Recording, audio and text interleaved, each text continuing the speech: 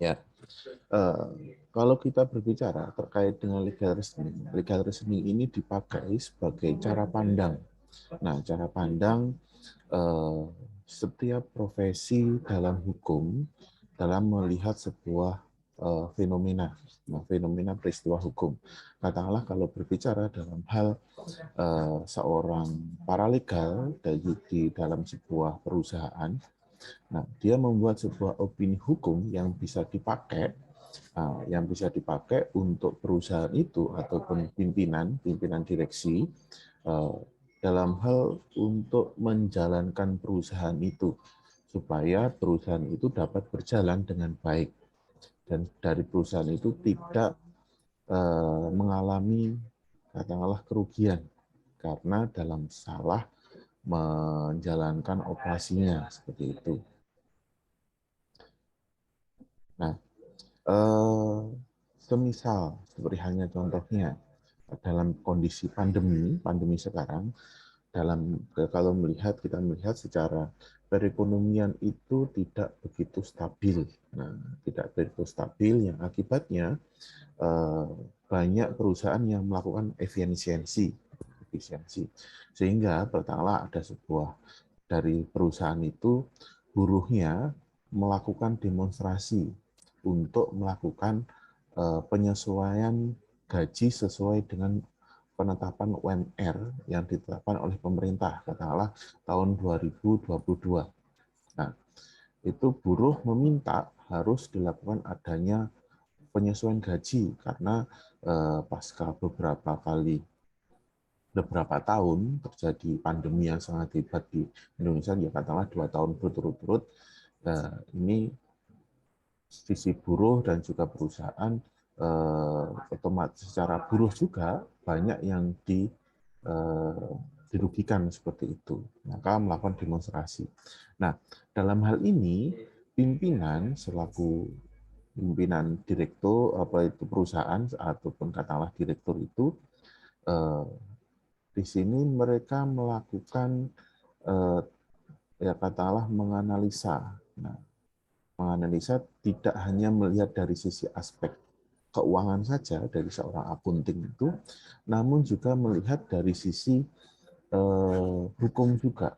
Nah, yang pertama katakanlah semisal legal reasoning di sini, ketika katakanlah dalam perusahaan itu katakanlah memilih untuk tidak menyesuaikan UMR-nya, nah, dengan alasan keuangan perusahaan sedang buruk. Nah, apakah itu ada implikasinya kepada perusahaan itu? Apakah itu malah justru ada ancaman pidananya kepada perusahaan itu? Nah, katakanlah ternyata kalau menurut 13/2003 Undang-Undang Ketenagakerjaan itu ternyata di situ ada ancaman pidananya ketika gaji tidak diberikan sesuai dengan UMR. Nah, itu dikaji oleh para legal ataupun juga, nah di sini katakanlah ternyata perusahaan bisa melakukan penundaan kenaikan karena dalam kondisi perusahaan itu sedang sekarat. Nah, bagaimana caranya? Nah, secara cara pengajuannya, prosedurnya, nah itulah yang disampaikan, yang dirinci dalam legal reasoning.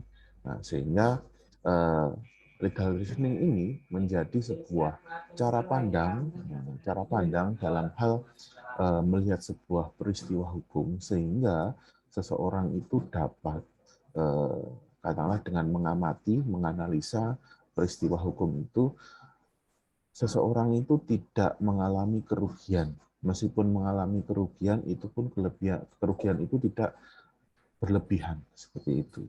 Paling tidak mengurangi seperti itu.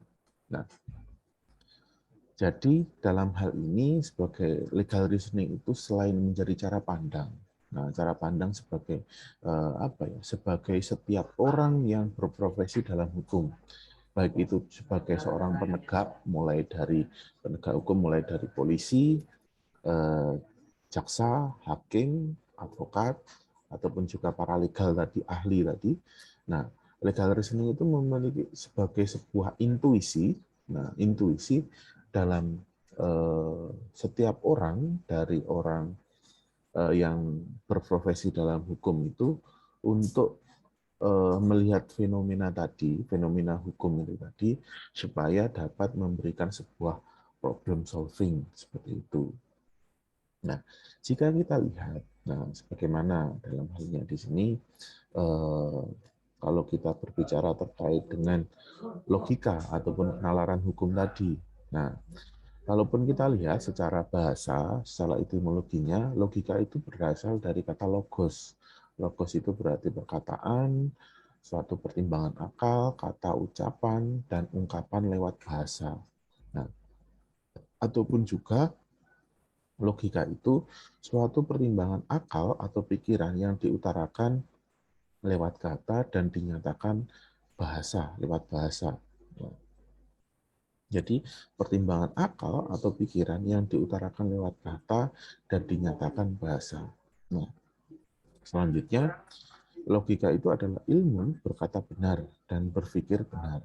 Nah, dan ada juga kalau menurut bahasa Arab, logika itu juga dikenal dalam dalam ya katakanlah dalam Arab. Nah, kalau dalam bahasa Arab itu dikenal dengan bahasa mantik, yang berarti adalah ilmu bertutur benar.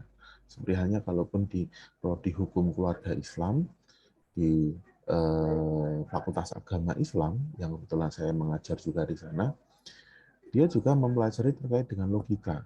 Nah, namun berbeda secara penamaan kalau kita terkait dengan penalaran hukum atau logika, nah, lebih spesifik untuk hukum, nah, kebutuhan hukum, kalau di HKI, hukum keluarga Islam itu dengan bahasa adalah mantik tadi. Nah, selanjutnya, nah, kalaupun di sini menurut definisi sebagaimana Nata Negoro itu melihat logika itu adalah ilmu yang meneliti perbuatan akal manusia. Nah, ada pujawiatnya, filsafat budi yang mempelajari teknik berpikir untuk mengetahui bagaimana manusia berpikir dengan semestinya. Nah, sedangkan Sidi Gosalba adalah hukum untuk berpikir tepat. Nah, di sini yang perlu saya tekankan kepada teman-teman, berbeda dengan ilmu esak. Nah, berbeda dengan ilmu esak. Kalau ilmu esak itu apapun pendapat orang, bukan pendapat, apapun yang di cara pandang orang itu hasilnya akan sama. Katakanlah 1 + 1 pasti 2. 1 × 2 pasti akan 2. Seperti itu pasti. Nah, berbeda dengan ilmu sosial, seperti hanya dalam rumpun ilmu sosial sebagaimana hukum ini, kita tidak bisa mengambil sebuah definisi itu hanya dari 1 ataupun 2 definisi saja, tapi harus dihimpun dari berbagai macam sumber, dari berbagai macam tokoh, agar kita bisa mengambil sebuah kesimpulan bersama dalam mengambil definisi itu. Maka dalam hal ini sama halnya, semisal tadi ada 2 pengertian, namun ruang lingkupnya berbeda. Yang pertama di sini adalah ilmu berkata benar dan berpikir benar. Namun secara ilmu mantik itu hanya memberikan ke ruang lingkup adalah ilmu bertutur benar. Nah, tapi di sini menurut pengertian yang ketiga, di sini bukan hanya terkait dengan berkata benar, tapi juga berpikir. Nah, ini 2 kegiatan yang berbeda. Berpikir itu berpikir dan berkata tadi. Nah, selanjutnya kalau kita berbicara terkait dengan legal reasoning tadi, maka yang disebut dengan reasoning, sebagaimana saya sampaikan tadi, pertama, reasoning itu ya bagaimana dalam hal untuk mencari sebuah dasar. Kalau dalam secara spesifik dari masing-masing profesi, ya adalah kalaupun seorang hakim, dia memutus sebuah perkara dalam hal dia memberikan sebuah putusan bersalah atau tidak kepada seorang pelaku, seperti itu. Dan juga katakanlah di sini seorang pengacara dalam hal ini memberikan sebuah argumentasi hukumnya dalam hal ketika untuk memberikan sebuah reasoning bahwasannya kliennya ini tidak bersalah, ataupun dalam hal kliennya ini bersalah, namun karena kliennya ini sudah kooperatif, maka bagaimana caranya bisa memperingan, memperingan tuntutan dari jaksa, ataupun dalam hal hakim menjatuhkan putusan itu tidak terlalu berat untuk kliennya, seperti itu. Termasuk juga yang saya jelaskan tadi terkait dengan paralegal dalam sebuah perusahaan, sama halnya dia memberikan sebuah nalar hukum, cara pandang dalam hal melihat sebuah situasi itu, supaya sebuah perusahaan itu dapat berjalan dengan baik. Tidak sebagaimana beberapa perusahaan itu justru malah katakanlah terjerat terkait dengan apa itu masalah pidana, perdata ataupun lainnya, seperti itu.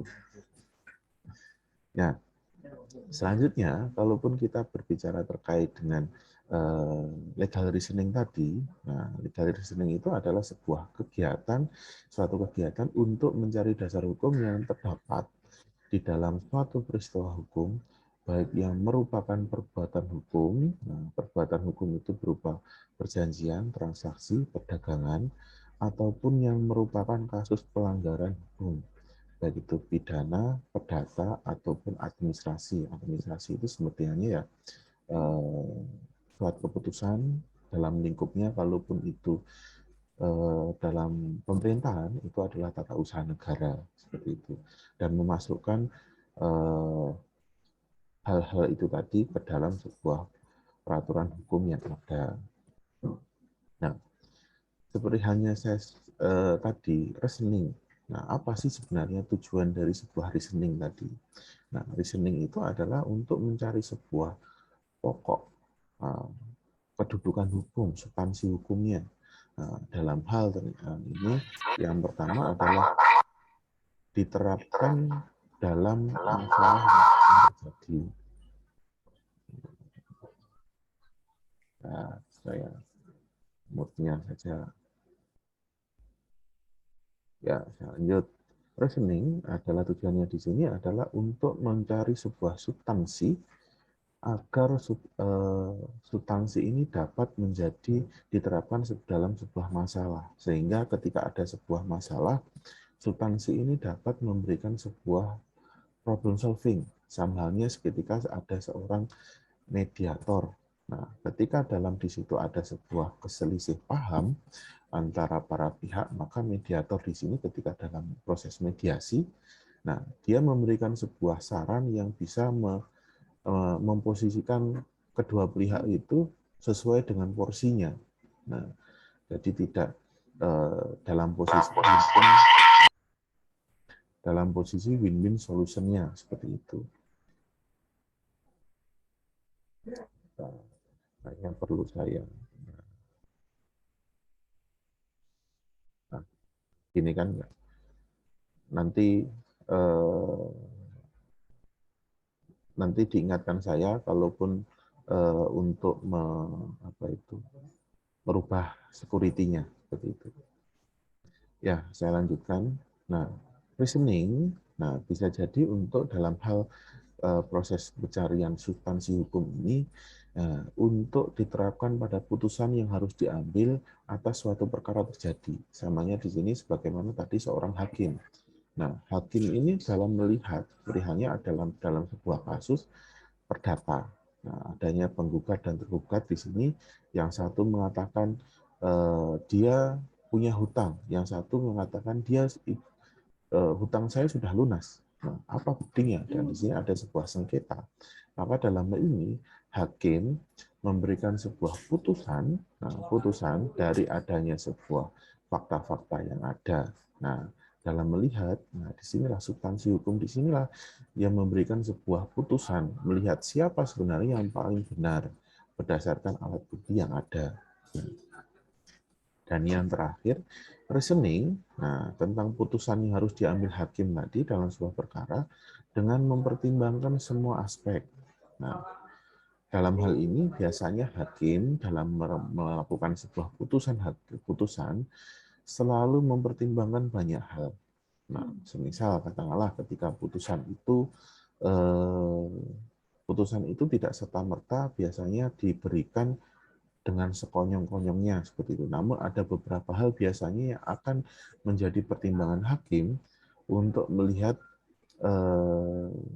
apa ya, secara komprehensif. Seperti halnya dalam kasusnya anaknya Ahmad Dhani itu yang dia menjadi pelaku dalam hal apa itu laka lantas. Nah, meskipun dalam hal di situ dia menabrak satu keluarga dan itu ada korban jiwa, ada yang meninggal dunia. Nah, namun dalam hal ini hakim terkait dengan putusannya memberikan putusan bahwasannya berupa mengembalikan anak ini kepada pengawasan keluarga. Nah, apa yang menjadi pertimbangan hakim dalam hal memberikan sebuah putusan ini? Karena dalam hal hakim melihat ternyata ada sebuah itikat baik dari pelaku dan keluarga pelaku kepada keluarga korban. Seperti hanya memberikan sebuah santunan, memberikan menjamin biaya pendidikan sampai dengan perkuliahan. Nah, itu sebagai sebuah itikat baik dan itu bisa mempengaruhi terkait dengan cara pandang hakim, bisa menjadi sebuah reason ataupun alasan dalam hal membuat sebuah putusan seperti itu. Nah, maka di sini sebagaimana pertemuan kemarin saya memberikan ada beberapa contoh itu, maka di sini terkait dengan manfaat kita mempelajari logika. Nah, ada enam hal. Nah, 6 hal.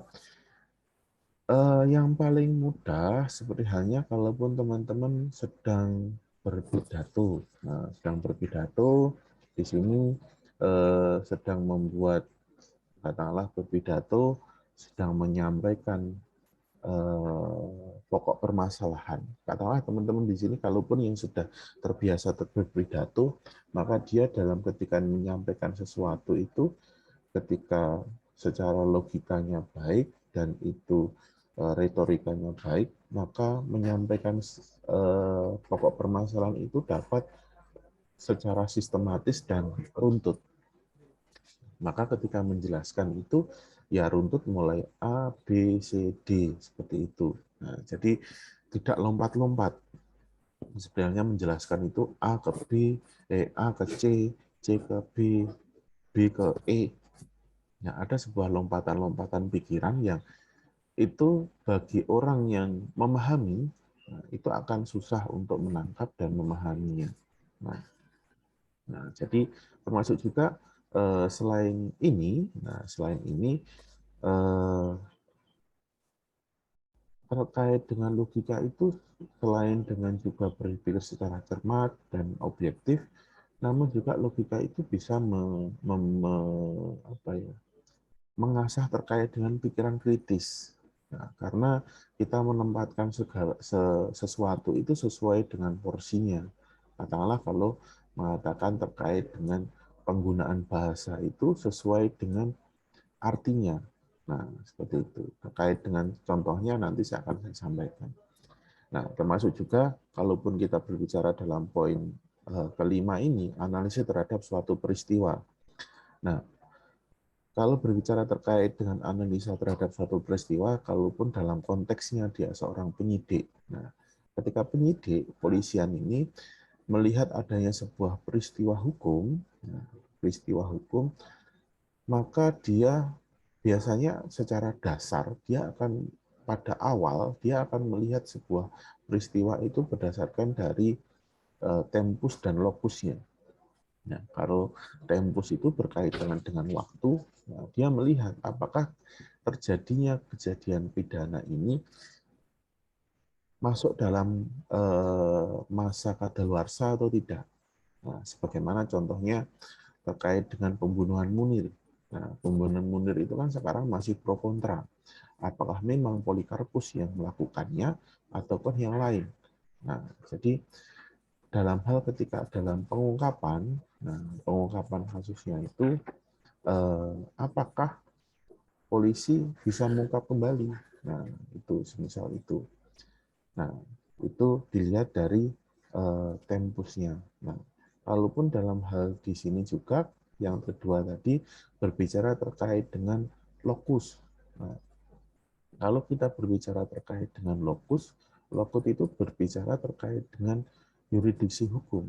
Nah, yurisdiksi hukum itu adalah pihak manakah yang paling berwenang dalam hal memeriksa itu. Katakanlah dalam hal seperti hanya di kampus ini, ketika ada kecelakaan yang terjadi di depan Masjid Air Fahrudin, maka yang paling berwenang dalam hal memeriksa kejadian itu adalah Polsek Lowokwaru. Polsek Lowokwaru yang menjadi itu adalah bagian dari Polres Malang Kota. Kalau seandainya kecelakaan itu terjadi di depan Hotel Riz, maka yang paling berwenang dalam hal memeriksa di situ adalah ya dari Polsek Dau. Nah, Polsek Dau berarti di situ masuk dalam Polres Kabupaten Malang yang berwenang. Nah, disitulah dalam hal intuisi seorang penyidik ketika secara memiliki sebuah penalaran hukum yang baik, maka dia dapat membuat sebuah analisa peristiwa itu dengan rinci, dengan sistematis seperti itu. Makanya biasanya kalaupun dalam hal seorang penyidik itu ketika sedang menyelidiki sebuah perkara, maka dia akan biasanya melakukan gelar perkara. Gelar perkara dengan rekan-rekannya selama penyidik, di situ bagaimana untuk menimbang apakah dari peristiwa ini ada unsur pidananya.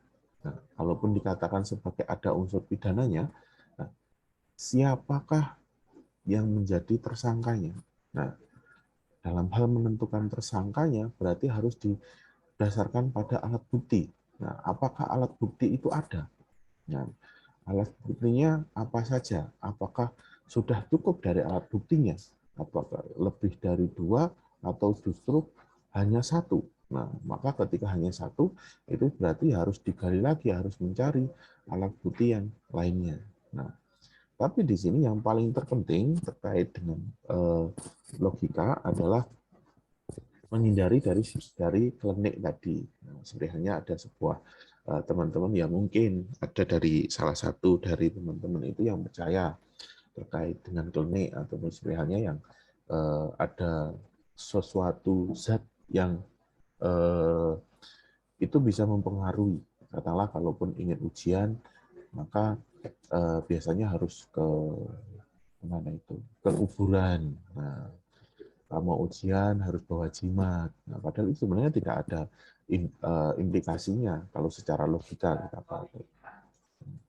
Dan itu adalah manfaat dari kita pelajari logika. Nah, ini mari kita baca pelan-pelan. Nah, jadi bahasanya agak rumit terkait dengan berpikir dan penalaran. Nah, di sini adalah berpikir adalah suatu kegiatan untuk menemukan pengetahuan yang benar. Proses berpikir untuk menarik kesimpulan berupa pengetahuan adalah penalaran. Nah, proses berpikir untuk menarik kesimpulan berupa pengetahuan adalah penalaran. Penalaran merupakan kegiatan berpikir yang memiliki ciri logis dan analitis. Logis artinya menurut suatu pola tertentu, analitis artinya menalar dengan berdasarkan pada langkah-langkah tertentu. Berpikir merupakan proses berupa gerakan dari satu pikiran ke pikiran lainnya. Dalam proses berpikir, memerlukan sebuah kalimat yang lengkap untuk dapat menyatakan secara utuh dan bermakna. Kalimat merupakan rangkaian dari gagasan atau ide. Proses akal dalam menghubungkan satu pikiran dengan pikiran lainnya untuk menarik sebuah kesimpulan adalah penalaran. Secara mudahnya, kita langsung ke contohnya saja. Kalau teman-teman membaca tadi, mungkin agak susah. kita tidak berbicara terkait dengan tadi kan kalau dikatakan berpikir adalah kegiatan menemukan pengetahuan yang benar. Nah, dalam hal menarik sebuah kesimpulan itu adalah untuk mengambil sebuah kesimpulan berupa pengetahuan itu adalah penalaran. Nah, mari kita bernalar dari contoh ini. Nah, kita hanya memiliki katakanlah dua kalimat, satu pikiran, dua pikiran, yaitu yang pertama adalah gajah adalah hewan dan hewan adalah makhluk hidup. Nah, dari adanya dua bagian ini, kita bisa menarik sebuah kesimpulan dari hanya dua premis ini. Yang pertama adalah gajah adalah hewan, hewan adalah makhluk hidup. Jadi gajah yang dapat dari kesimpulan gajah adalah makhluk hidup. Karena gajah merupakan hewan dan hewan merupakan makhluk hidup. Secara logika yang dapat dinalar bahwasannya gajah adalah makhluk hidup. Nah, yang kedua, Tika adalah manusia. Semua manusia akan mati. Nah, karena Tika adalah manusia dan manusia akan mati, berarti kesimpulan yang bisa kita tarik dari dua premis ini adalah Tika akan mati. Nah, selanjutnya, di sini ada dua premis. Kerbau adalah berkaki 4. Kucing adalah berkaki 4. Jadi, premis yang kita ambil dari dua premis ini tadi, dari kesimpulan, kesimpulan yang kita dapat dari dua premis tadi adalah kerbau adalah kucing. Karena kenapa? Ya kita hanya disuguhkan dari kedua ini, meskipun secara keilmuan, secara kepenuhnya kita tahu bahasanya ya kerbau sama kucing itu beda. Namun sama halnya ketika dalam hal ini kita tidak ada ketawa, kita tidak mengetahui apakah itu kerbau atau kucing tanpa kita belum mengetahui, pastinya kita akan berpendapat bahasanya karena sama-sama berkaki 4, mungkin saja kerbau adalah kucing. Seperti halnya dalam hal kita tidak tahu virus corona. Nah, bisa saja corona itu adalah bla bla bla bla bla bla bla bla itu. Nah, karena kita bisa mengatakan benar dan salah itu karena kita sudah mengetahui pengetahuan itu. Nah, kalaupun seandainya kita belum mengetahui terkait dengan adanya pengetahuan yang melatar belakanginya, maka bisa jadi kita akan mengatakan ya sebagaimana kesimpulan yang disampaikan dalam premis ini adalah kerbau adalah kucing, seperti itu. Nah, ini Rini adalah TKW. TKW memiliki majikan. Majikan dibunuh TKW. Pembunuh dipenjara. Ada yang tahu kesimpulannya apa? Saya hidupkan, lupa saya. Nah, silakan di-unmute sendiri. Ada yang bisa? Saya, Pak, kayaknya. Ya, silakan. Rini dipenjara karena membunuh majikan. Ya. Yang lain? Ya, Pak. Ya. Premis pertamanya, Rini adalah TKW.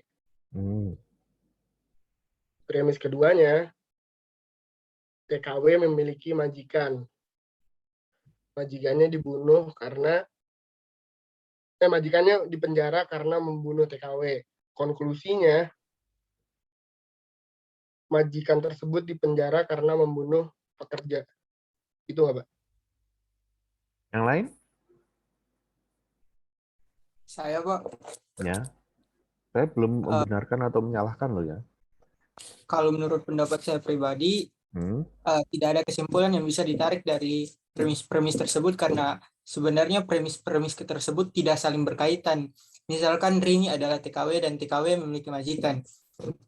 Rini adalah satu dari sekian banyak TKW di dunia ini. Jadi eh, tidak ada kesimpulan yang bisa ditarik dari pernyataan-pernyataan tersebut, Pak. Kira-kira begitu. Ada yang lain?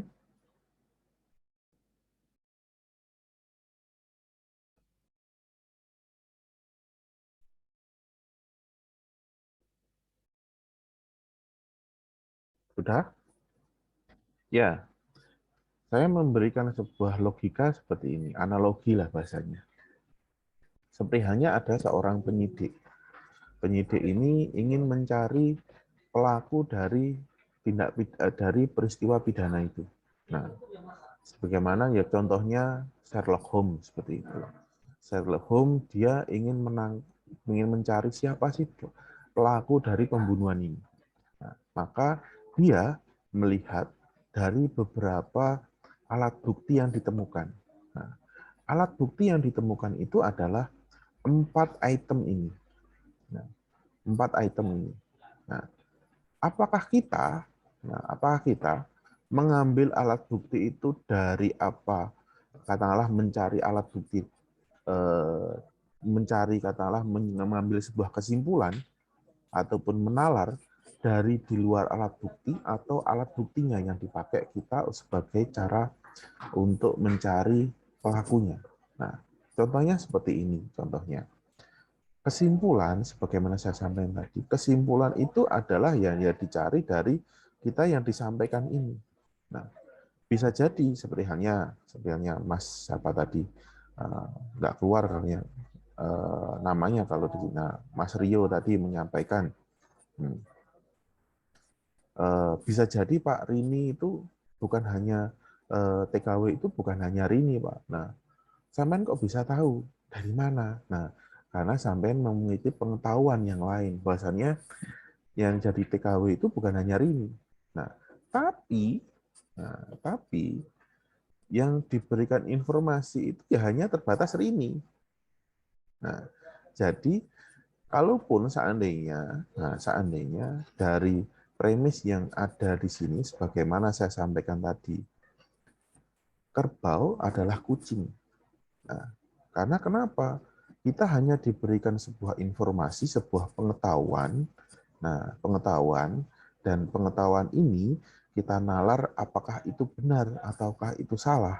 Nah, karena pengetahuan yang kita dapat hanya dari 2 premis ini, berarti karena sama-sama berkaki 4, bisa jadi kerbau adalah kucing. Nah, maka halnya sama dengan keempat premis ini yang ada ya katakanlah 4 informasi ini yang paling mudah. Rini adalah TKW. TKW memiliki majikan. Majikan dibunuh TKW. Pembunuh dipenjara. Secara kesimpulan yang bisa diambil, Rini dipenjara. Nah, seperti itu. Itu menjadi sebuah penarikan kesimpulan yang paling mendekati benar. Nah, paling mendekati benar. Kalaupun ada yang paling benar, saya pun belum tahu seperti itu.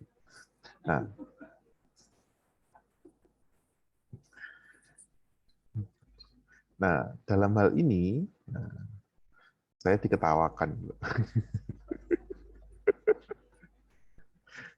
Loh, ya namanya logika itu kan ada yang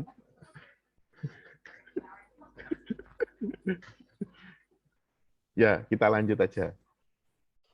Nah, ini adalah delik pembunuhan yang tertuang dalam pasal 338 KUHP. Nah, saya tidak ingin menjelaskan terkait dengan yang lainnya, barang siapa, dengan sengaja, ataupun penjara, bahasa paling lama, itu saya tidak ingin menjelaskan itu.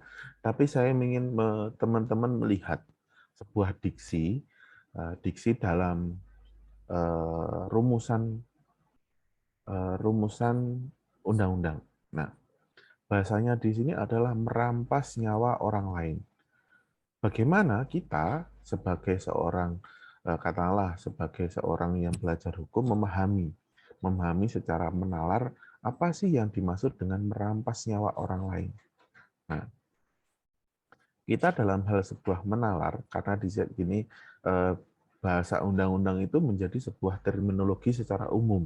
Nah, terminologi secara umum kita hanya bisa melihat ataupun berusaha menalar, menafsirkan berdasarkan terminologi secara umum ini. Nah, secara paling mudahnya, kalau bahasa merampas nyawa orang lain itu berarti itu dapat dibahasakan bahasanya ada orang lain dengan secara paksa mengambil, ya, mengambil yang bukan haknya ataupun mengambil dengan cara memaksa. Nah, katakanlah dengan cara apa? Kalaupun merampas nyawa, berarti itu dengan cara ya dilukai ataupun dibunuh lah bahasanya. Nah, karena sebagaimana dalam delik pembunuhan ini 338 ini tidak menjelaskan terkait dengan cara, entah itu pelaku melakukannya pembunuhan ini dengan cara apa, bisa itu dengan memberikan racun, dengan menabrak, dengan membakar, dengan membacok, itu tidak dijelaskan di sini. Yang pasti ketika pelaku ini merampas nyawa, merampas nyawa orang lain, maka di sini yang dirampas ini otomatis akan mati. Akibatnya adalah mati, meninggal dunia. Nah, kalau dikatakan apa sih itu yang disebut dengan mati? Nah, kalau dalam bahasa ini merampas nyawa karena mati berarti di situ ada terpisahnya antara nyawa ataupun roh itu sendiri nyawa dengan tubuh, dengan jasad. Nah, dalam hal ini kalaupun dikatakan terpisahnya antara roh dan jasad ataupun katakanlah ya berarti sudah ada sebuah makna baru. Ketika roh ini sudah keluar dari jasad, maka jasad ini bukan lagi dikatakan sebagai tubuh, karena dia sudah tidak bernyawa. Dia berubah menjadi mayat. Nah, mayat, karena dia sudah dalam kondisi meninggal dunia. Dia sudah tidak ada roh ataupun nyawa di dalam tubuh itu. Nah, menjadi sebuah pertanyaan, ketika seperti halnya dalam kasusnya di pasar besar itu yang dilakukan oleh Sugeng,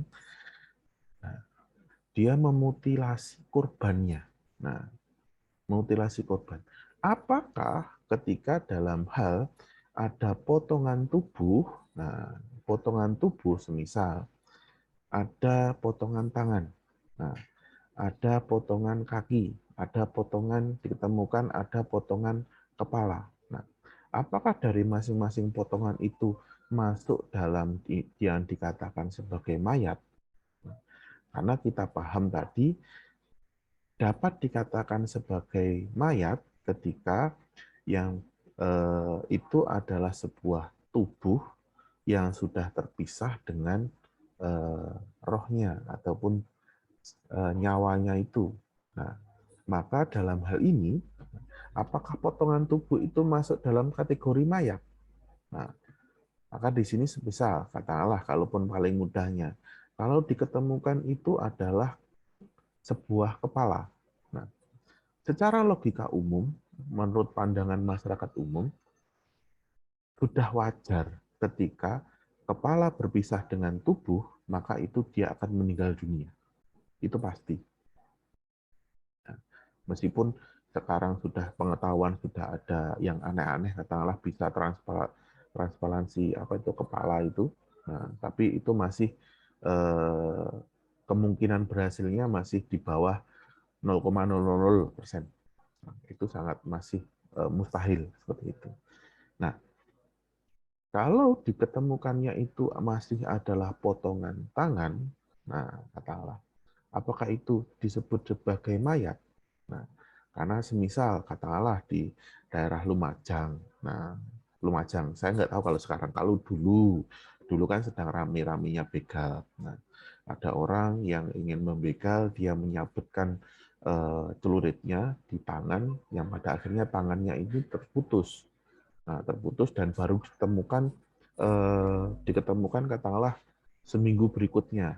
Nah, warga gempar, apakah ini ada orang yang dimutilasi? Nah, ternyata yang punya tangan itu masih hidup. Nah, jadi dalam hal ini itu bukan dikategorikan sebagai mayat, itu potongan tubuh. Nah, kalau seandainya mayat itu sudah ya tidak presisa dengan nyawa tadi. Maka dalam hal ini secara kategorisasinya, ketika dalam hal yang dilakukan begal tadi, itu tidak masuk dalam kategori pasal ini, 338. Maka di situ dia masuk dalam kategorisasi penganiayaan. Dalam hal 353 kalau 354, penganiayaan dengan mengakibatkan luka berat. Nah, namun dalam hal ini bisa jadi katakanlah si korban ini dirawat pasca terjadinya sebuah tindak pidana itu, tangannya dipotong, dia dirawat di rumah sakit. Nah, karena ternyata celurit yang dipakai oleh pelaku ini katakanlah sudah korosi, jadi apa itu ada tetanus. Nah, itu yang mengakibatkan korban itu menjadi kesehatannya menjadi memburuk. Nah, yang pada akhirnya dalam 1 minggu di rumah sakit dia meninggal dunia. Nah, namun dalam hal ini bisa jadi selain pelaku ini akan diancam dengan pidana pembunuhan ini, bisa jadi juga dia akan dapat diancam dengan penganiayaan yang mengakibatkan meninggalnya orang atau ya matinya orang tadi. Nah, jadi itulah dalam hal kita hanya melihat dari ya katakanlah berapa ini 3 kata saja. Secara menalar itulah salah satu hal kita melihat sebuah sebuah terminologi umum dalam undang-undang itu dalam hal menafsirkan, dalam melihat sebuah peristiwa itu akan susah. Susahnya di situ. Nah, saya lanjut saja. Nah, di sini maka yang disebut dengan nalar itu kalau menurut KBBI adalah pertimbangan tertentu tentang baik buruk, akal budi, aktivitas yang memungkinkan seseorang berpikir logis, jangkauan pikir, kekuatan pikir. Nah, jadi bernalar atau menggunakan penalaran artinya berpikir logis, sedangkan penalaran artinya cara menggunakan nalar ataupun pemikiran logis. Itu. Saya skip saja. Nah, ini yang paling mudah.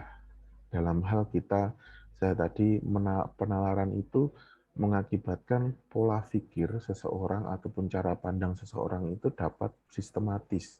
Sama halnya yang paling mudah saya memberikan analoginya, ya tong sampah yang berjajar ini.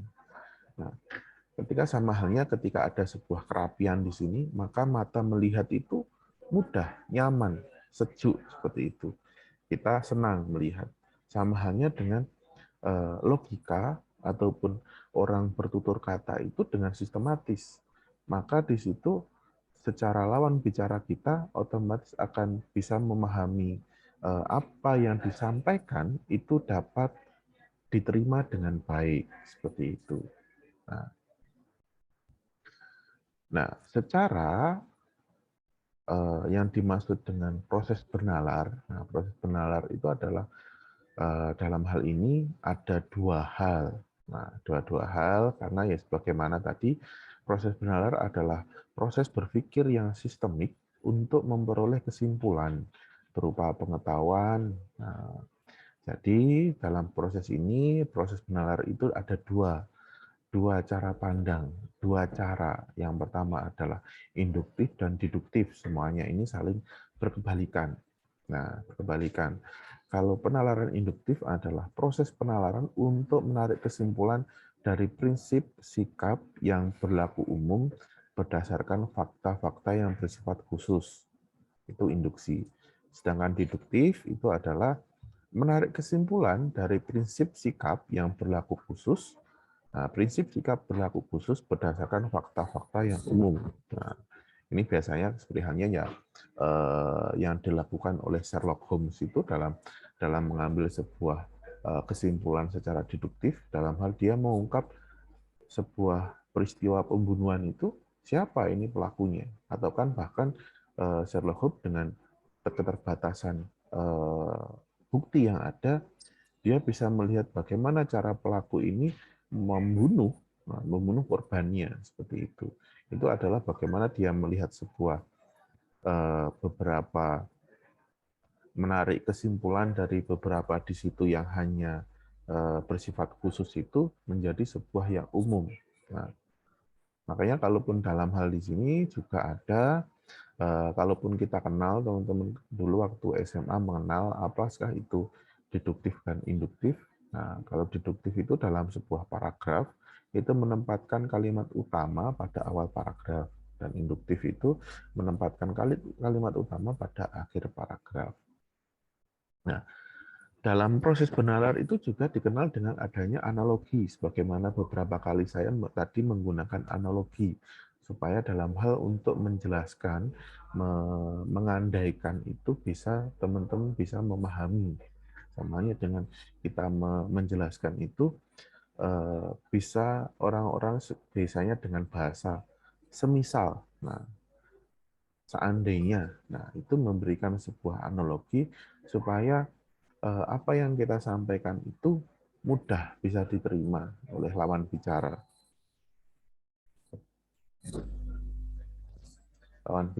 Maka dalam hal ini penalaran itu juga ada juga dapat digunakan untuk membuat analogi.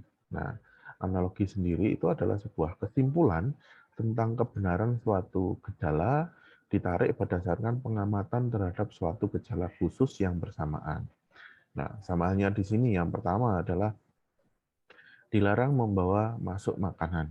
Nah, ya, yang paling mudahnya saya memberikan contohnya semisal kalau dalam kondisi sekarang biasanya ketika dosen itu pertemuan pertama selalu membuat kontrak belajar. Nah, dalam kontrak belajar itu biasanya salah satu contohnya dilarang memakan makanan ketika perkuliahan sedang berlangsung. Nah, dalam hal ini memakan makanan.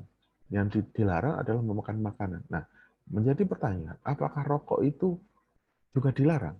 Nah, karena dalam hal ini, rokok berbeda dengan makanan. Nah, kalau makanan itu dimakan, masuk lewat mulut dan ditelan.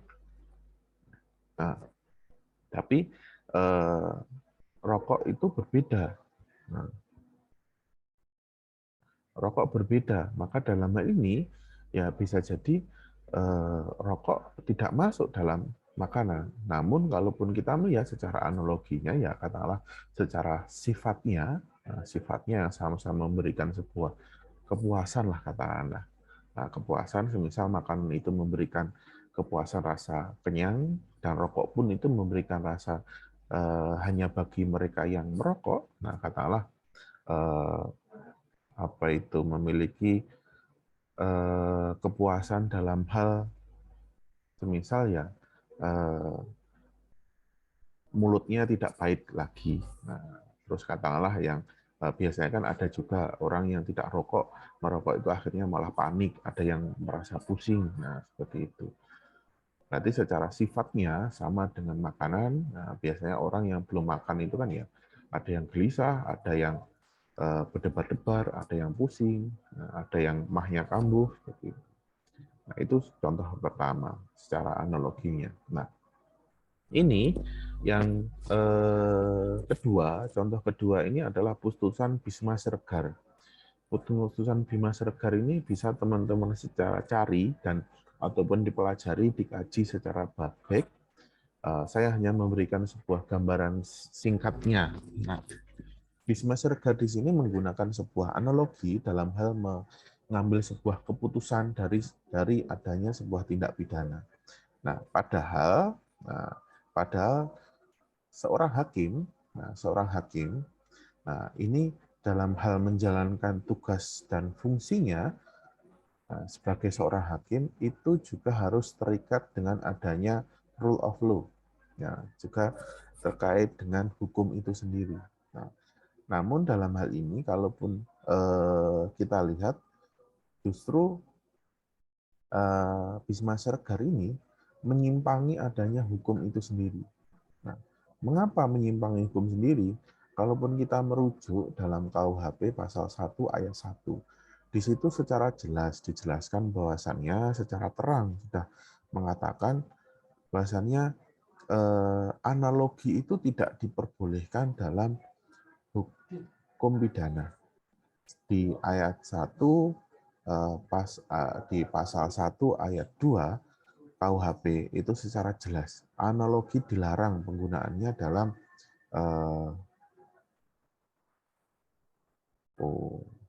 ada pemadaman listrik juga. Nah, saya lanjutkan saja. Nah, di situ secara jelas dilarang analogi dalam hukum pidana. Namun justru Bhisma Siregar itu menerjang itu, melakukan rule breaking. Nah, karena dalam hal ini yang menjadi alasan Bhisma Siregar adalah Bhisma Siregar di sini melihat adanya sebuah kekosongan hukum. Kekosongan hukum karena secara aturan hukum tidak mampu memberikan keadilan kepada masyarakat. Bahwasannya kalaupun kita melihat secara faktanya di lapangan ada pihak yang menjadi korban, ada pihak yang mengalami kerugian, ada pihak yang mengalami ketidakadilan. Namun hukum tidak mampu memayungi itu. Hukum tidak mampu memberikan keadilan. Maka dalam hal ini Bhisma Siregar sebagai seorang hakim, dia bertugas dalam hal memberikan sebuah pendekatan Rex finding. Dia harus mencari hukum untuk memberikan keadilan kepada masyarakat. Nah, itu secara gambarannya. Nah, kalaupun secara kasusnya di sini, singkatnya adalah ada sebuah peristiwa di mana ada seorang perempuan dan laki-laki. Singkat ceritanya, si perempuan ini dia merasa ditipu oleh laki-laki.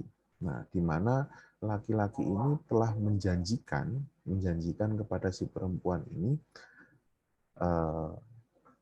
bahwasannya nanti dia akan dinikahi setelah katakanlah dia membujuk rayu si perempuan ini supaya mau diajak hubungan suami istri dengan bujuk rayu ataupun nanti akan dinikahi seperti itu. Nah, namun dalam posisinya ternyata si perempuan ini pada akhirnya hamil.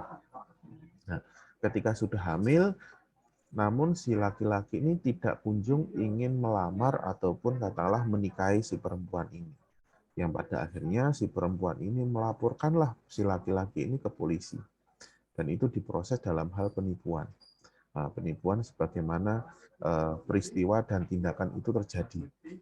Nah, dalam hal di sini, kalaupun kita merujuk dalam KUHP yang dikatakan sebagai sebuah rumusan penipuan, nah, dalam delik penipuan itu secara jelas dikatakan bahwasannya ada sebuah perbuatan yang itu adalah sebuah bujuk rayu, tipu muslihat serangkaian kata untuk meyakinkan orang lain supaya orang lain itu menyerahkan barang, nah barang yang miliknya dia, barangnya kepada orang lain,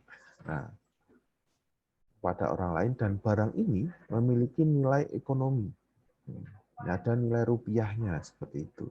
Maka dalam hal ini si korban karena sudah menyerahkan ini, karena ada sebuah bujuk rayu ini mengalami kerugian, dan si pelaku atas perilaku bujuk rayunya tadi dia mendapatkan keuntungan seperti itu. Nah, maka dalam hal ini kalaupun disamakan konteksnya penipuan dengan kasus si perempuan dan laki-laki tadi, di sini tidak terjadi ada sebuah tukar menukar secara ekonomi. Nah, karena di sini adanya sebuah perjanjian saja. Nah, katakanlah ada ya perjanjian kesepakatan dua belah pihak. Di sini tidak ada sebuah unsur kerugian. Nah, kerugian sebagaimana kerugian secara material. Nah, namun pandangan Bhisma Siregar dia melihat bahwasannya sebagaimana kalaupun kita merujuk kembali, beliau merujuk di mana KUHP kita itu dibentuk Ya, berdasarkan kultur budaya Belanda. Nah, karena mau tidak mau kita harus mengakui KUHP kita dulu yang itu namanya Wetboek van Strafrecht voor Nederland Indië itu disahkan sejak tahun 1800 sekian itu. Nah, itu dibentuk berdasarkan kultur budaya Barat. Yang apalagi kalaupun waktu itu pemeluknya adalah mayoritas agamanya adalah Kristen Katolik seperti itu. Kristen Katolik. Nah, kalaupun di Katolik, nah mungkin ada yang Katolik, nah itu bisa menjelaskan di sini. Kalau dalam agama Katolik itu kadang-kadang tidak dikenal yang namanya dengan cerai itu tidak dikenal. Nah, maka seorang biasanya secara kultur budaya Barat, mereka biasanya rata-rata sebelum untuk apa ya, ingin katakanlah sepakat untuk menikah, karena tidak dikenal cerai dan tidak diperbolehkan untuk cerai, mereka melakukan kumpul kebo terlebih dahulu. Dia melakukan uji coba dulu. Apakah memang pasangan saya itu memang benar ini? Nah, maka secara kultur budaya Barat itu menjadi hal yang biasa seperti itu. Maka dalam tanda kutip keperawanan itu tidak menjadi persoalan. Nah, ataupun bahkan untuk beberapa budaya ketika ada perempuan yang masih perawan itu dianggap cupu. Nah, dalam pandangan orang Barat. Nah, namun dengan kondisinya sekarang, Bhisma Siregar itu untuk melihat karena di sini ada sebuah kekosongan hukum dan ada perbedaan kultur budaya. Nah, maka kalaupun dalam budaya timur, budaya ketimuran yang dikatakan sebagai sebuah harkat martabat wanita itu adalah sebuah keperawanan tadi. Keperawanan itu dianggap sebagai sebuah harkat martabat yang harus dijaga dari setiap wanita, dan wanita menjaga itu dengan rasa harkat martabatnya. Di situ ada sebuah kehormatan di situ. Maka ketika ada orang lain yang dalam hal ini si laki-laki itu tadi membujuk rayu, tipu muslihat agar barang yang berharga itu diserahkan kepada yang bukan yang berhak, katakanlah kalau kita berkatakan yang berhak itu kan dia yang sudah menjadi suami istri yang ada ikatan perkawinan. Nah, dalam hal konteksnya di Indonesia. Nah, maka dalam hal ini Bhisma Siregar membuat sebuah analogi bahasanya ya selaput darah dari perempuan itu adalah merupakan sebuah barang yang berharga yang ada nilai ekonomisnya. Ketika di situ diserahkan, maka si perempuan ini akan mengalami kerugian. Nah, maka dalam hal inilah terjadi adanya sebuah analogi yang terjadi sebagaimana masuk dalam unsur-unsur delik penipuan. Nah, itulah secara Bhisma Siregarnya seperti itu. Jadi kalau secara detailnya teman-teman bisa melihat dalam putusan Bhisma Siregar ini.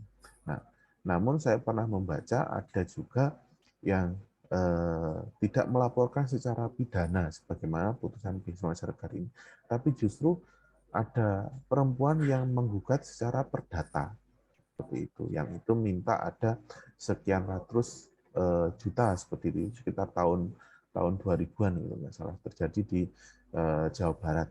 Nah, kalau nggak salah sudah agak lama, saya pun juga lupa. Nah, karena itu pun merujuk dari kasusnya Bhisma Siregar tadi. Nah, saya lanjutkan kembali. Nah, ini tidak perlu.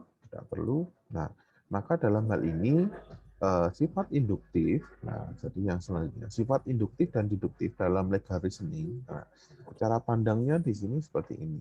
Reasoning yang didasarkan pada case law ataupun kasus hukum adalah cara berpikir induktif. Nah, cara berpikir secara induktif ini adalah cara pandangnya adalah terdapat tindakan yang melawan hukum di masyarakat dan kemudian mencari dasar hukum yang dapat dikenakan kepada pelaku. Nah, di sini reasoning yang didasarkan pada case law adalah cara pandang induktif. Jadi ada sebuah tindakan yang melawan hukum di masyarakat, dan kemudian mencari dasar hukumnya ataupun pasal yang dapat dikenakan kepada pelaku. Nah, dalam hal ini katakanlah kita meminjam dalam proses yang katakanlah di sini dalam kasus hukum, maka di situ adalah seorang penegak. Nah, penegak di sini adalah orang yang menegakkan, mendirikan.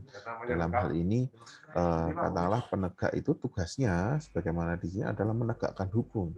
Nah, apa sih sebenarnya penegakan hukum? Kalau menurut Suryono Sukanto, yang dimaksud dengan penegakan hukum itu, nah ini bahasanya mungkin agak susah dimengerti.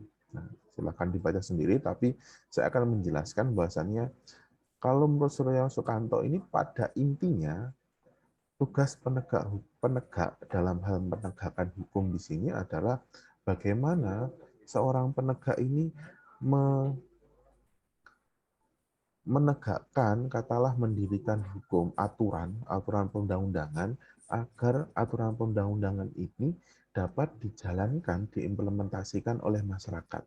Sehingga masyarakat ini dapat hidup sesuai dengan, ya katalah hidup sesuai dengan implementasi peraturan perundang-undangan tadi. Nah, karena tujuan dari undang-undang ini tadi supaya bisa menciptakan masyarakat yang di sini menciptakan, memelihara, mempertahankan kedamaian. Itu menjadi tujuan akhir dari penegakan hukum. Nah, jadi saya kembalikan lagi tadi bahasannya reasoning pada case law adalah ada tindakan yang melawan hukum di masyarakat, kemudian mencari pasalnya. Nah, jadi secara logikanya di sini sama halnya dengan ya paling mudah itu ya lalu lintas. Nah, jadi langsung ditanya di sini dalam arti secara apa kamu tahu kesalahanmu apa? Nah, termasuk juga katakanlah di sini ada seorang polisi dia bertanya SIM bawa, nah, SIM bawa STNK ada, nah gitu ya sambil dilihat-lihat, oh di sini ternyata bannya tidak sesuai dengan standar, bannya kecil ataupun juga knalpotnya ini di atas suaranya di atas standar, nah maka itu tidak sesuai, nah baru itu dicari, di situ ada yang salah baru dicari apa itu diberikan dasar hukumnya berupa diancam dengan pasal-pasal. Nah, itu cara pandang penegakan hukum secara induktif. Nah, saya tidak ingin menjelaskan ini, tidak juga menjelaskan ini. Nah, langsung di sini. Nah, ini adalah cara yang paling mudah dalam hal ya memandang tadi. Di sini ada sebuah gambar di mana ada pengendara sepeda motor, dia biasanya kalau di sini kan jalur flyover. Nah, flyover dan ada segerombol polisi yang sudah siap membawa buku tilang. Nah, kayak semacam si polisi ini menggerombol, oh ini mangsa saya ini. Nah, bahasanya mungkin seperti itu. Nah, dalam hal di sini si pengendara ini, waduh mampus ini depan ada polisi. Nah, seolah-olah penegakan hukum sebagaimana cara pandang induktif tadi menjadikan efek negatif juga. Sebagaimana kasus dalam foto ini. Foto ini dapat menyimpan beribu kesimpulan. Nah, banyak kesimpulan yang muncul. Katakanlah di sini seolah-olah jadinya adalah polisi ini adalah menunggu. Mereka adalah menunggu. Nah, dia menunggu ada orang yang melakukan kesalahan baru nanti ditindak. Nah, namun sebenarnya kalaupun kita tadi kembalikan sebagaimana pendapat Suryono Sukanto tadi, apa sih tujuan akhir dari penegakan hukum? Nah, penegakan hukum itu adalah menciptakan, mempertahankan tadi terkait dengan kedamaian. Nah, maka dalam hal ini seandainya dalam hal untuk melihat penegakan hukum itu dalam hal di sini sebagaimana foto ini sebenarnya bisa jadi tidak harus dengan pendekatan represif dengan memberikan sanksi kepada pengendara sepeda motor ini. Nah, sebenarnya bisa juga, katakanlah, polisi ini seandainya dia berdiri di tempat masuk flyover. Nah, katakanlah tempat masuk flyover, ketika ada pengendara yang ingin masuk, dia mengarahkan untuk keluar. Untuk keluar. Itu sama-sama halnya sebagaimana terciptanya terciptanya tujuan hukum, tujuan penegakan hukum tadi, yaitu kedamaian. Nah, maka dalam hal ini juga tanpa harus pendekatan yang hanya katakanlah yang secara represif, dengan preventif pun juga itu dapat mencapai adanya sebuah kedamaian tadi, menciptakan kedamaian. Nah, maka dalam hal ini cara pandang penegakan secara induktif itu tidak hanya dengan menunggu adanya sebuah kesalahan terlebih dahulu. Itu sebagai sebuah cara pandang dari penegak hukum yang salah. Nah, yang saya katakan salah karena bagaimanapun ya memang tugas dari penegak hukum itu sebagaimana gambar di sini, dia melakukan penindakan sebagaimana kalaupun dia seorang yang melanggar, katakanlah dia seorang begal lah katakanlah. Nah, dia biasanya sampai ditembak seperti itu untuk memberikan efek jera. Nah, biasanya dalam posisi seperti ini ya sedang diadakan jumpa pers, dia menceritakan ada peristiwa hukum ini, pelakunya ini, korbannya ini, seperti itu. Nah, karena tujuannya sebagaimana tadi adalah mencari tindak pidana perbuatan yang melanggar hukum terlebih dahulu, baru mencari pasal mana yang dapat dikenakan kepada mereka yang melakukan kesalahan tersebut, melanggar kesalahan tersebut. Nah, sebagaimana saya sampaikan tadi, nah untuk menciptakan kedamaian itu sebenarnya tidak harus melalui dengan pendekatan represif saja, tapi juga preventif. Itu sama-sama halnya dengan menciptakan ya katakanlah dengan menciptakan kedamaian tadi. Nah, namun sebagaimana sampai keluarnya anekdot ini, nah ini sebagai ya bukan tanpa alasan.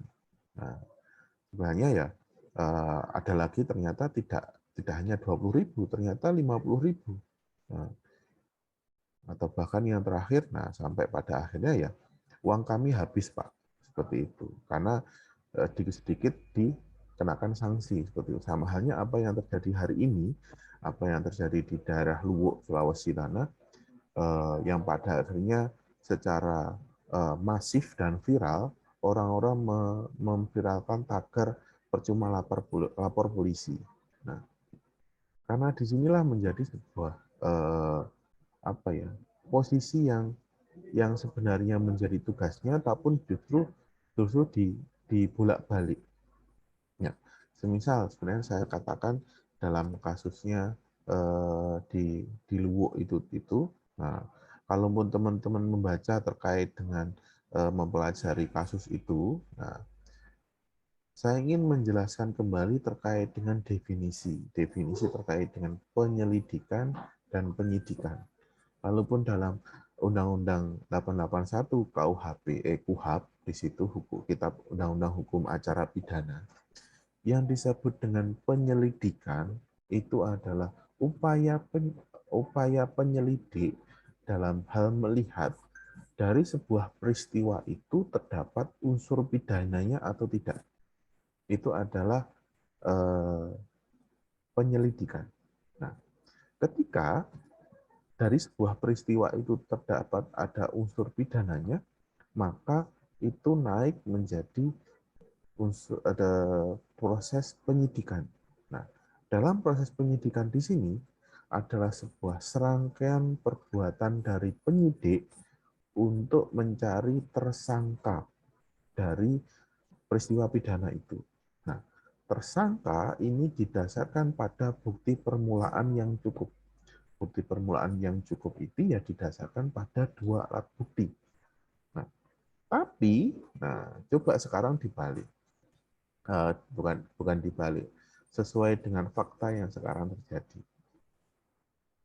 Yang mencari alat bukti di sini adalah penyidik secara jelas di sini berdasarkan alat bukti. Nah, namun yang terjadi apa? Mereka yang lapor, mereka yang sudah diminta untuk membuat kronologi, yang lapor ini harus menunjukkan barang buktinya. Nah, di sini menjadi logika itu yang terbalik-balik. Seperti halnya halnya terjadi ke dalam kasus Luwo ini, dari terjadinya adanya kasus perkosaan yang itu di SP3 dihentikan proses penyidikannya karena kurang alat bukti. Nah, silakan teman-teman baca kembali. Ya, semoga positive thinking saya ini dari wartawan yang kurang mampu menjelaskan di bahasa Korannya ini. Nah, positive thinking saya di situ bahasanya Kapolres dan Wakapolres ini berkunjung ke rumah pelapor ini, dan ibunya menyampaikan bahwa ya di situ Kapolres dan Wakapolres menjelaskan bahwasannya prosesnya ini dihentikan karena kurangnya alat bukti. Nah, dalam hal ini jadi penyidik tidak bisa melanjutkan karena kita tidak menemukan alat bukti yang bisa mendukung ada tersangka pada tersangka yang dapat diduga sebagai pelaku tindak pidana itu. Nah, namun apa yang menjadi persoalan di sini? Ibunya menjanjikan kepada Kapolresnya dalam berita itu, ibunya menjanjikan secara bahasanya di situ akan kembali lagi ke Polres nanti ke kepolisian dengan membawa alat bukti baru. Nah, di sini jadi yang jadi penyidik ini siapa jadinya? Nah, disinilah logikanya jadi posisinya itu jadi terbalik-balik. Siapa yang pelapor, siapa yang jadi penyidik. Nah, ya otomatis kalau penyidik kan memiliki kewenangan yang lebih luas. Nah, dia bisa menangkap, bisa memberhentikan orang, nah, dia bisa menahan orang, dia meminta keterangan orang. Nah, itu sesuai karena dia punya kewenangan dan dilindungi oleh undang-undang di situ. Nah, itu terkait dengan induktif. Nah, sekarang yang kedua di sini adalah cara pandang reasoning dengan menggunakan undang-undang dengan cara berpikir deduktif. Nah, reasoning dengan menggunakan undang-undang adalah cara pandang deduktif. Nah, itu yang pertama adalah cara pandang dengan deduktif ini adalah membaca larangan dalam undang-undang dan kemudian mencari perbuatan di lapangan yang melanggar undang-undang tersebut. Jadi, membaca larangan dalam undang-undang dan kemudian mencari perbuatan di lapangan yang melanggar undang-undang tersebut. Nah, namun, perlu kita pahami, sebagaimana contohnya tadi, terkait dengan merampas nyawa orang lain. Itu merupakan terminologi umum. Kita memahami, menafsirkan itu dengan perlu ada sebuah effort yang luar biasa. Nah, karena kita tidak tahu si pembentuk undang-undang, pembuat undang-undang itu punya keinginan apa. Dia punya di kepalanya itu punya kepingin apa terkait dengan perkara itu. Nah, maka dalam hal ini kita juga tidak tahu, katakanlah pihak legislatif ini dalam membuat undang-undang itu mungkin dia mengambil ada sebuah kasus yang kasuistik yang terjadi di wilayahnya, dan itu berusaha dimasukkan dalam undang-undang dalam bentuk terminologi umum dan berlaku secara umum di luas secara Indonesia. Nah, ini yang bisa menjadi yang perlu kita pahami. Nah, contoh sebagaimana bahasa terorisme. Nah, apa sih sebenarnya yang dimaksud dengan terorisme? Nah, bisa jadi sebagaimana contohnya, kalaupun saya mengartikan terorisme itu karena terorisme itu ya pelaku teror. Nah, teror bisa jadi sebagaimana contohnya di depan rumah saya, biasanya kalau waktu Ramadan, nah itu anak-anak kecil itu setelah antara jeda maghrib dengan isya selalu nongkrong di depan rumah dan main petasan di situ. Itu setiap hari. Nah, saya bisa katakan mereka itu adalah terorisme karena setiap hari dia meneror saya. Nah, bisa jadi saya artikan seperti itu. Nah, namun, apakah mungkin itu sama dengan yang saya maksud, yang saya tafsirkan dengan keinginan dari para legislator itu? Nah, ataupun juga terorisme ini sebenarnya yang dilarang itu apa? Pahamnya, perbuatannya, atau pelakunya? Seperti itu. Yang diberikan ya kata diberi larangan ataupun disanksi. Nah, seperti itu. Nah, karena dalam hal ini sebagaimana kalaupun contohnya inilah saya tidak ingin mendiskreditkan orang ini, tapi teman-teman ketika melihat foto ini pasti memiliki sebuah kesimpulan yang beragam. Bisa ini negatif dan bisa ini positif. Nah, ada cara pikir yang bisa positif dan negatif ketika mengambil ada dua dua foto ini. Nah, jadi ini ada seorang anggota DPR RI periode sekarang. Nah, ketika ini sedang akan dilantik, dia membawa di Dapil Jawa Timur ini. Dia membawa tiga istrinya. Nah, dia sedang berfoto di situ. Nah, namun ketika bersidak, sedang acara pelantikan, dia tertidur. Nah, teman-teman otomatis memiliki kesimpulan yang beragam sesuai dengan pandangan secara subjektif. Nah, bisa itu pandangan secara positif, bisa ada yang cara pandang yang negatif dari dua foto ini. Nah sama ini. Jadi setiap orang pasti memahami ini, memiliki cara pandang, menarik kesimpulan, menafsirkan dua foto ini dengan cara beragam seperti itu. Nah, sama halnya kita memahami undang-undang.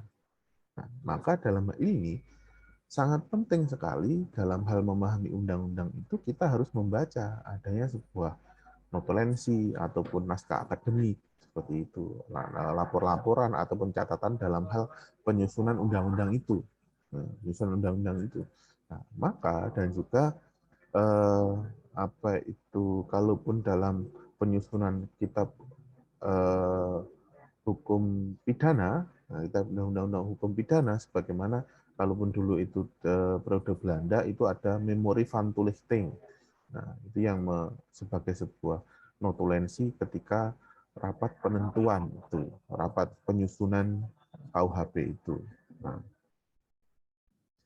Nah, jadi secara umumnya di sini, pandangan secara deduktif tadi adalah pandangan bahwa penyusunan legal reasoning berdasarkan penafsiran undang-undang adalah melibatkan cara berpikir yang deduktif.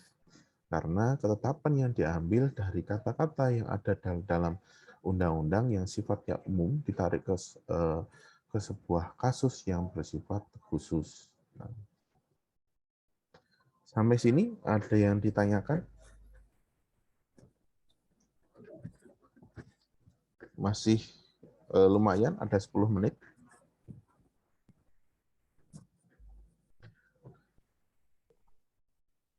Permisi Pak, izin bertanya.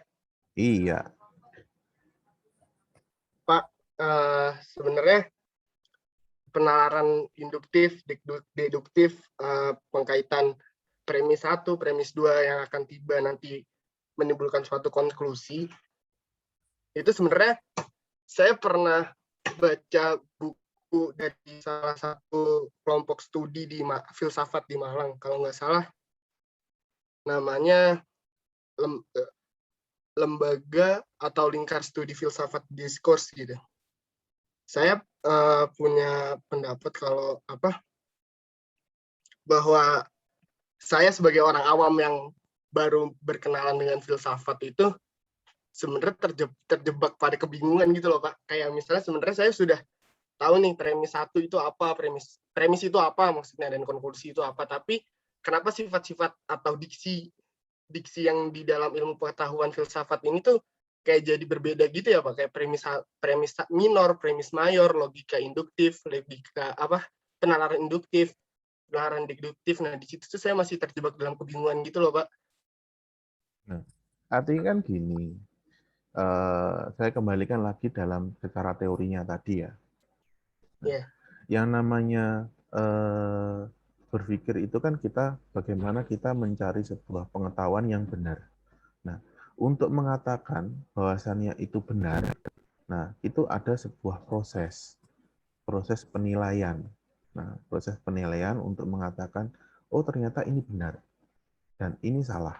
Nah, namun untuk mengatakan benar, nah namanya benar itu kan katakanlah bisa jadi yang benar menurut kita sekarang itu adalah sebuah kesalahan yang tertunda.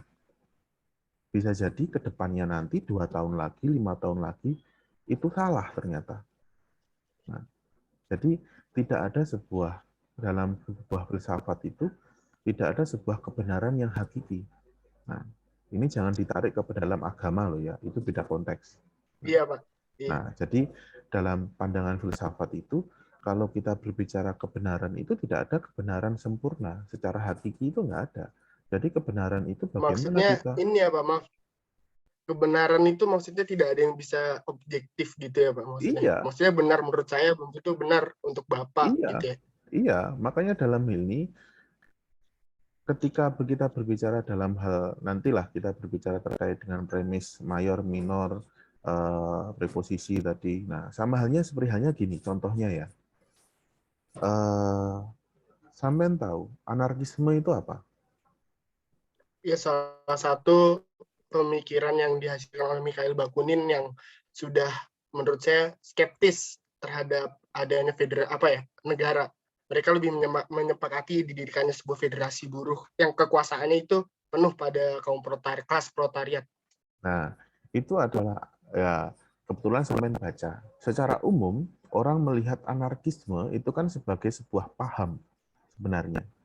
Sebagai paham mereka ingin kebebasan, dia tidak mau terikat kepada aturan, dia mau tidak perlu ada negara, dia ingin sebuah paham sehingga dia berkelompok seperti itu. Nah, dalam hal ini, nah berbeda dengan yang hari ini. Sebagaimana contohnya paling mudah, kapan hari lalu yang sudah lama itu Pemkot Malang menggunakan spanduk di depan Pemkot dengan tulis tolak anarkisme. Nah, kita tahu sebenarnya anarkisme, tapi dalam konteksnya waktu itu Malang sedang ramai ada gerakan anarko. Nah, anarko, tahu kan anarko yang identitasnya serba hitam itu? Dia yang biasanya kalau sering anarki, dia merusak. Nah, karena kebetulan waktu itu ada beberapa kali demonstrasi, termasuk demonstrasi apa itu penolakan RKUHP itu juga ada beberapa kali gelombang. Nah, itu terjadi chaos. Chaos yang rata-rata mereka didominasi ya kelompok anarko ini.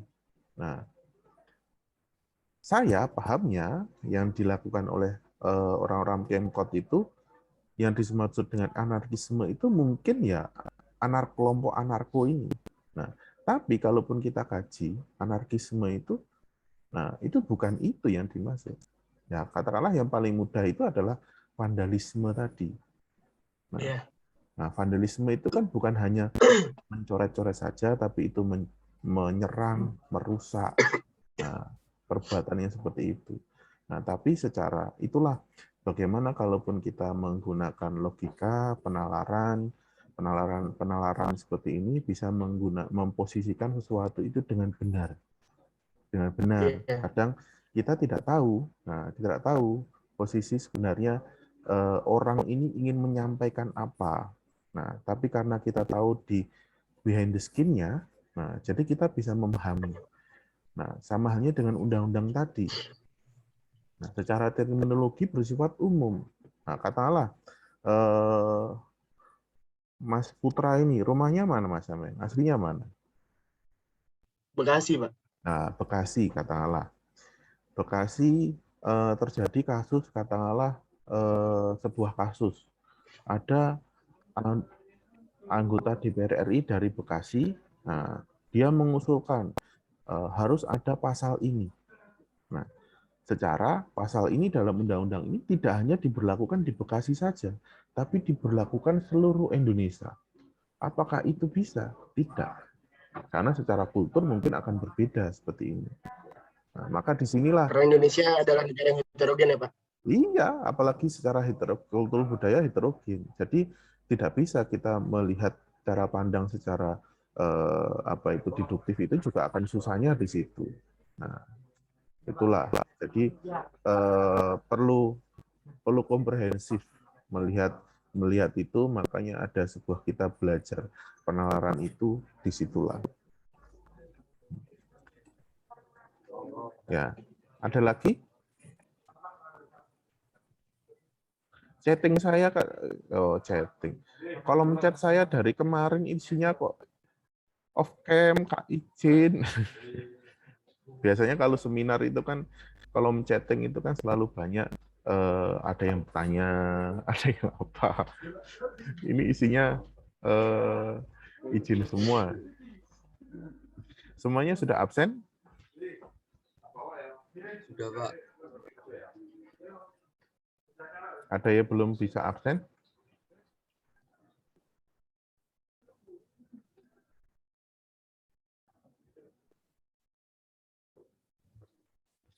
(45). Nah, ini berarti ada 2 anak yang belum absen nih.